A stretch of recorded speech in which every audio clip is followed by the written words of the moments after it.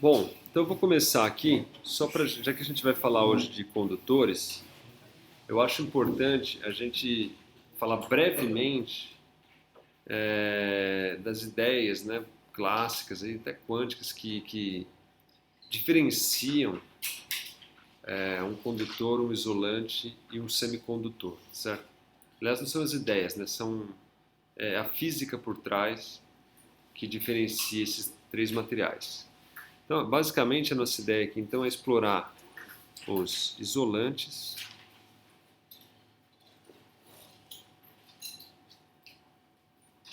os condutores e os semicondutores.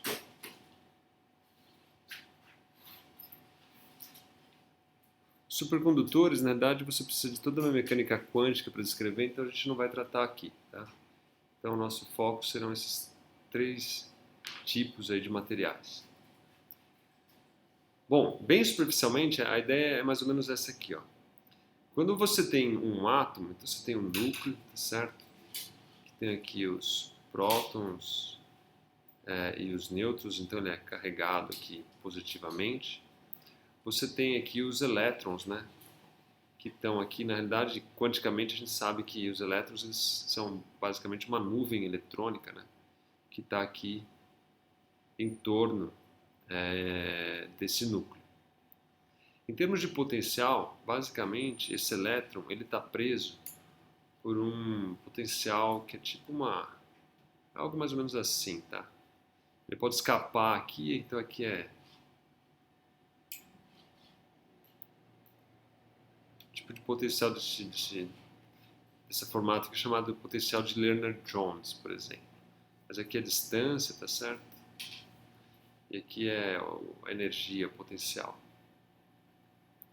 Então, basicamente, o que acontece aqui é que quando ele chega muito próximo, ele é repelido, né?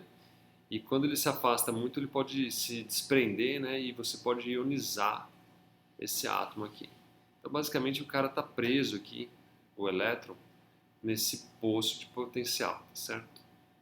Quando você começa a criar uma estrutura cristalina ali, uma estrutura sólida, você tem então aqui vários átomos, né, formando aqui um objeto, então já um sólido, né, que é uma estrutura tridimensional, né? Então está aqui, ó, toda uma estrutura tridimensional.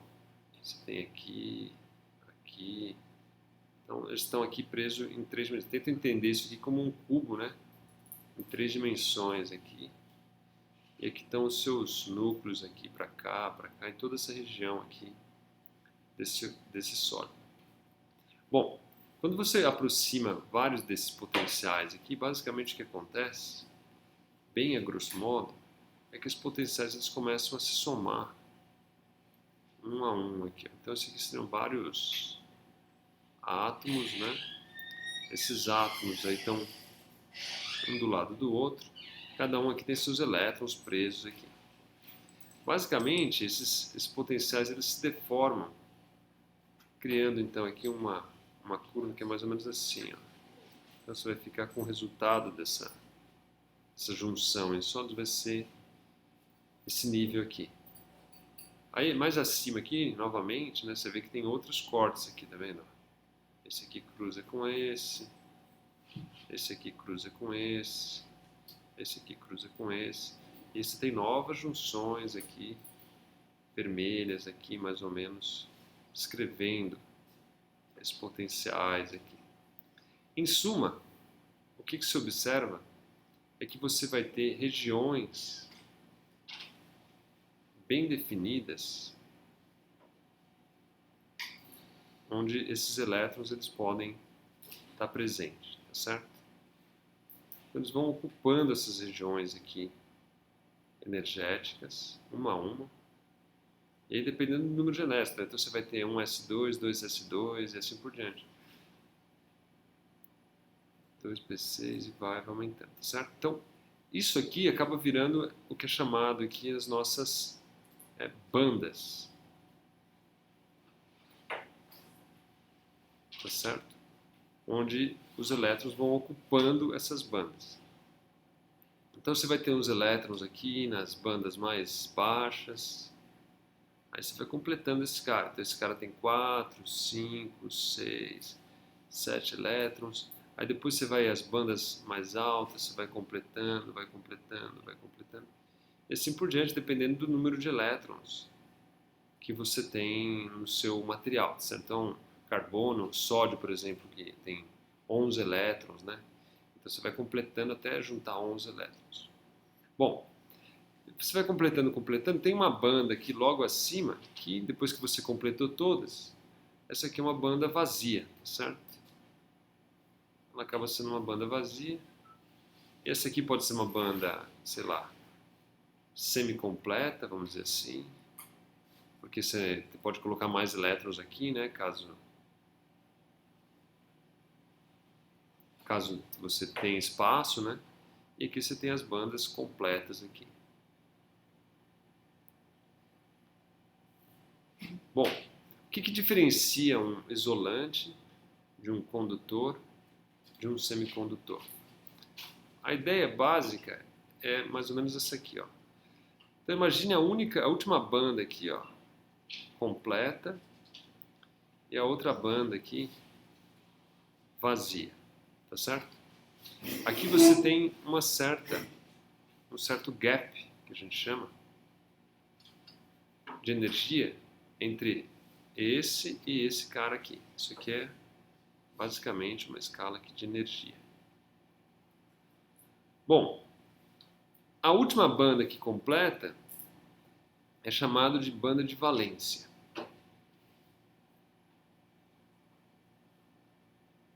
A outra aqui acima, vazia, é chamada banda de condução. Tá certo? Então, para você ter uma corrente no material, você precisa que os elétrons eles estejam ou caiam na banda de condução. Tá certo? É isso que você precisa. Então, quando você liga uma diferença de potencial ou você excita alguns elétrons, você acaba arrancando elétrons aqui da banda de valência e jogando aqui na banda de condução. Mas se você consegue fazer isso, se seus elétrons eles superarem esse gap aqui de energia, certo? O que acontece então é que no isolante,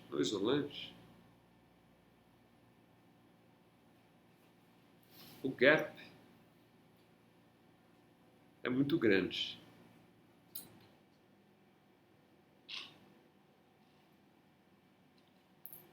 De forma que por mais que você aplique lá uma diferença de potencial aqui, você não vai conseguir arrancar elétrons aqui a ponto de você conseguir sentir aqui, detectar uma corrente eletrônica, porque eles não vão alcançar essa banda de condução, certo? Num semicondutor, o que acontece é que esse gap aqui, ele é menor. Então esse gap é menor aqui, de forma que é factível, então, em algumas situações, você arrancar os elétrons daqui. Você pode dopar esses caras aqui para poder travar ou não as correntes daqui para a banda de condução e banda de valência, mas existe uma maneira, né, de você superar esses gaps, que a gente geralmente usa a letra delta maiúscula aqui. Esses gaps, tá certo? Então esse cara aqui seria um típico de um semicondutor.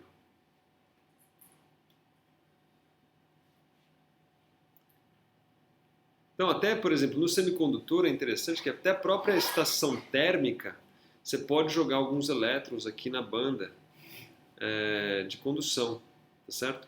De forma que a própria resistividade do material num semicondutor, ela diminui quando você aumenta a temperatura, certo? Por quê? Porque você acaba jogando alguns elétrons aqui e você já começa a ter uma certa... É possível, né, você encontrar ali uma certa corrente baixa ainda, né?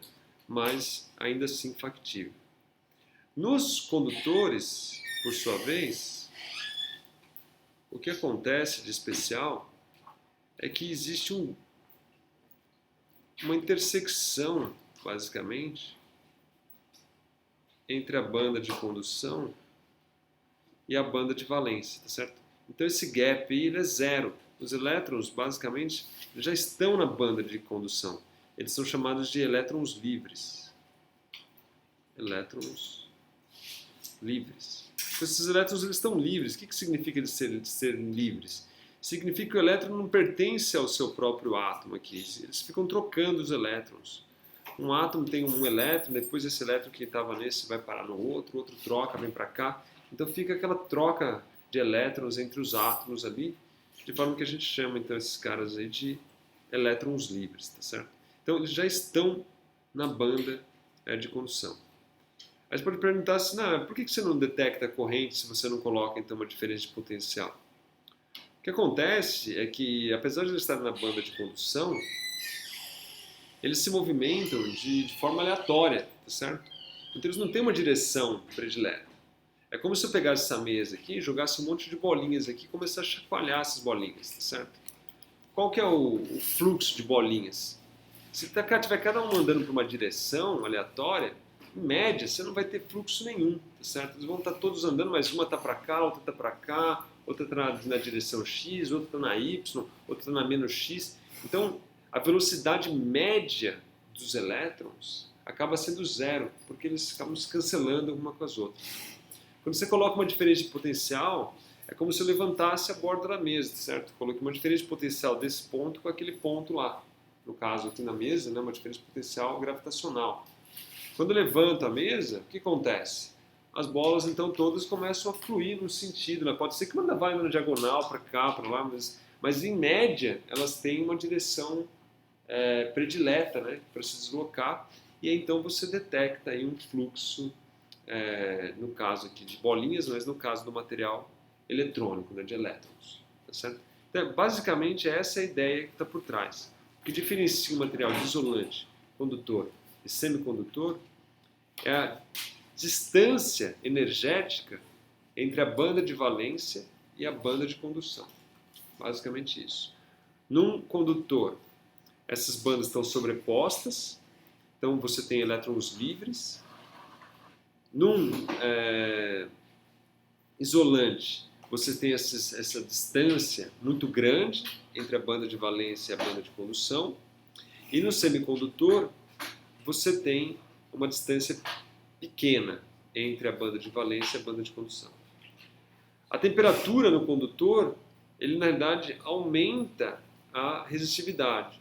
Por quê? No caso do semicondutor, eu falei para vocês que diminui, né? Diminui por quê? Porque ele acaba jogando elétrons na banda de condução. Você dá uma energia térmica, essa energia térmica tira alguns elétrons da banda de valência e joga na banda de condução. No caso do condutor, quando você aumenta a temperatura, você basicamente está chacoalhando mais aqueles elétrons. Então, por mais que você coloque uma diferença de potencial, eles ainda vão caminhar ainda numa direção, mas eles vão tender a ter um movimento mais caótico, tá certo? De forma que é como se estivesse chacoalhando as bolinhas na mesa.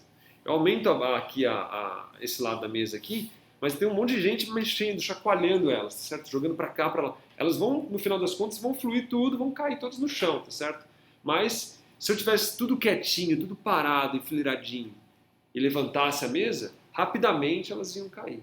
Então, se eu diminuo a temperatura no condutor, o que acontece? Eu basicamente ponho todos os elétrons parados, quietinhos, aí eu venho de uma diferença de potencial, todo mundo vai e começa a fluir ali com mais, vamos dizer, sintonia ali e acaba tendo uma corrente com maior facilidade, com uma resistência menor.